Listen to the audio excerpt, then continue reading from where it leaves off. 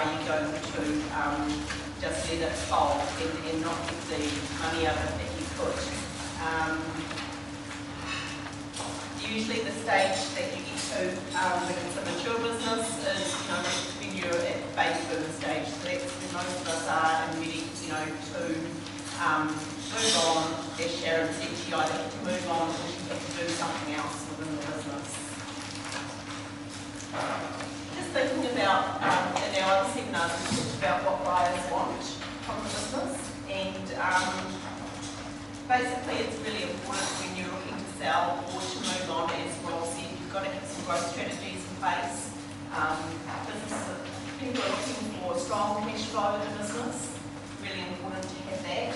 They're looking for profitability, return on investment, which is really important. So you've got to be able to show that the person's going to be able to get a return on what they're investing.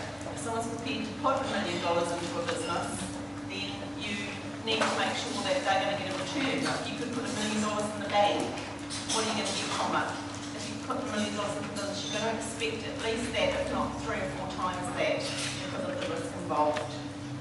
The other thing is, as Rob said, is growth. So important that you can show that there's some growth, and you've got to look at realistic pricing. So making sure that you understand what the business is worth, what is its value, and ensuring that it's going to be a realistic pricing.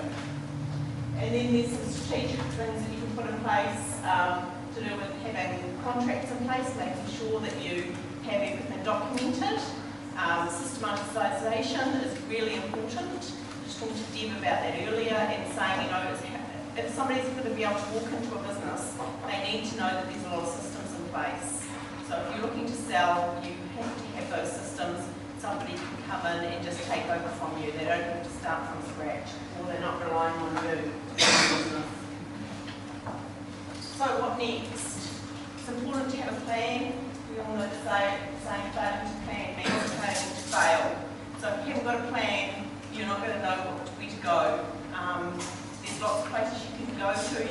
There's people like Rob, there's people like ourselves, advisors that you can talk to, your accountants, your banking people. They'll all give you really good advice on where to go to plan for the sale of your business.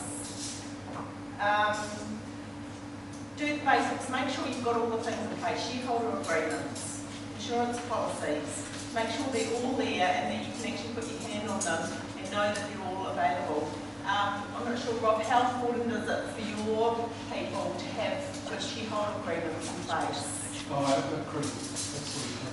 Yeah, we have templates that you probably do as well. Yeah. No, absolutely. Yeah. It's something that people don't realise, and Sharon actually mentioned it with her dad, that he sold off the 5%, but really didn't have a strategy for what was going to happen when the business went.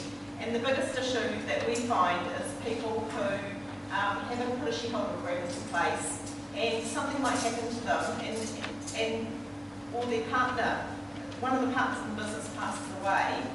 Suddenly the person that's left in the business might be working with the wife of that person, the children of that person, and if there's no shareholder agreement there, you've suddenly got half your business being run by someone that you don't want to work with necessarily. We so say it's really important. It's easier to get out of a bad marriage than a bad minority shareholder.